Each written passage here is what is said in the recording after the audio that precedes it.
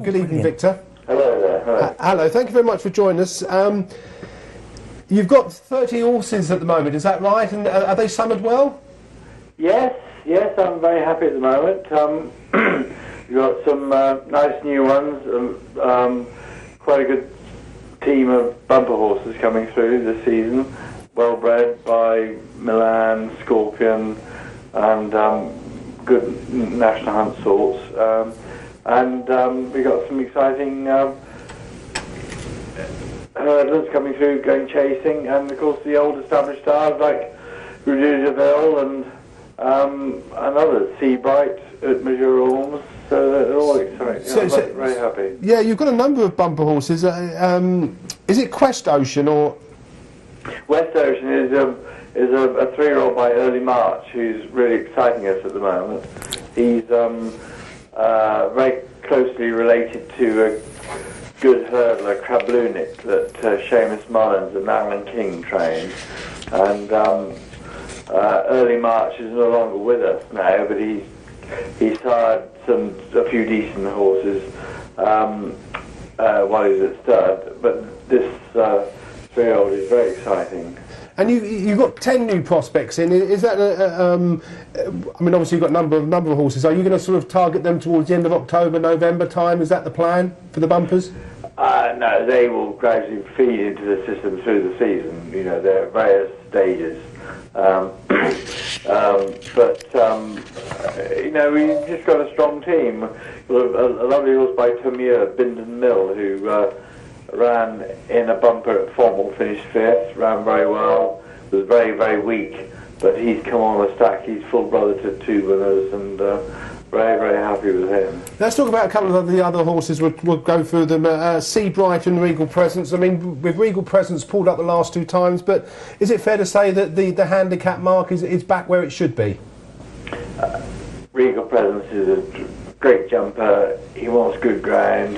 He's had a few issues which we've sorted out this summer, and you know, I'm very, very happy with him. He beaten a short head at Exeter, and then we thought, well, we'll go a bit further with him, and that didn't work out. But no, I'm very, very happy with him. And in terms of Seabright, up to a mark of 138 from 119, are you happy with Seabright as well? Well, Seabright has always just done enough, and everybody's derided every performance he's made, you know, by saying, oh well, he only won by half a length or a length and a half, and he wasn't value for more.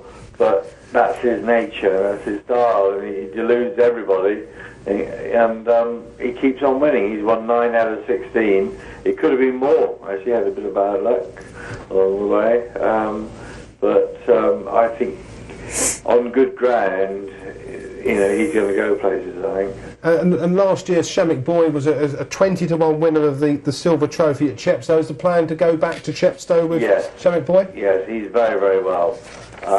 He actually ran into terrible heavy ground, which he hates, through the winter, and but all that surface, it was to bring him down the handicap.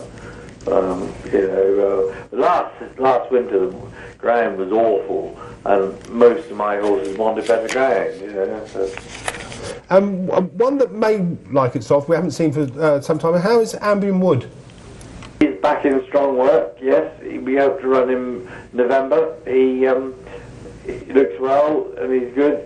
He got an injury on his last run when he won at Worcester, but that seems to have gone the right way. And looking forward to running him. Okay, we've got a couple of questions from our panellist here, Roy. Good evening, Victor. With Rue Du Veil, he ran a taking race at Cheltenham in December 2011 in the December Gold Cup. Looked like winning at the top of the home straight, but got outstayed by quantitative easing.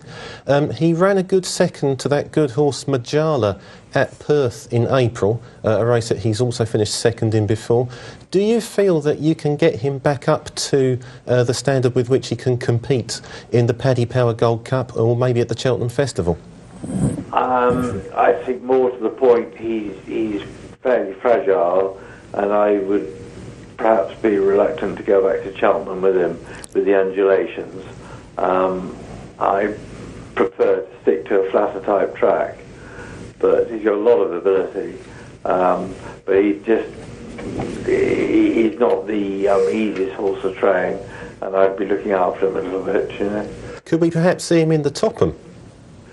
Yeah, he could do, yes. Yeah, something like that, yes. But I would go for the flatter tracks. I think Cheltenham, especially in the autumn, you know, can be a fairly stern test, and the horse with fragile legs, it's probably better not to go there, you know. There's one more, and I'm going to pronounce this wrong, I know, but Unmoje Ums, is that right? Jerome's, yes. Yeah. He's in great form. He's only a young horse, did very well last year, won his hurdle, and was placed, and then went up to Perth and won over fences up there. He needs a galloping track, 2 miles. We've got a target there for a race at Newbury. I think it's at the Hennessy meeting, but that's where we'll be going with him. And it must be good to see that the horse that beat is Able Deputy has won 3 times since. I know it's Fakenham at the time, but it does give you enormous a feeling that the horse can go on to better things this season. He's only a young horse, so you'd expect him to get better as he gets older, you know, as he strengthens up. He's a brilliant jumper of a fence, so I think chasing will bring the best out of him.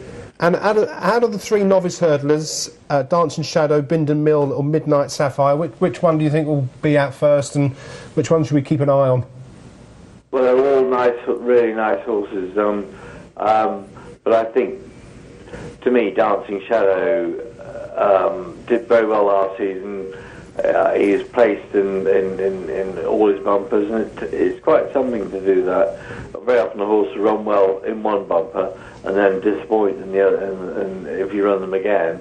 But he was there or thereabouts all 3 of his runs, and we've schooled him. He's a tremendous leaper, so I think he's going to be exciting. But the other 2 are very nice prospects. Bindon Mill has got a touch of class. Midnight Sapphire just doesn't know how to give up, and very like her dam, Norton Sapphire, who I trained and won sort of 5-6 races with, and you know, she's my Midnight Legend, and she's a really tough nut. Okay, thank you very much for your time this evening. Thanks very much for going for the majority of the horses for the coming season. Thank you very much, Victor. Thank you. Bye. Thank you.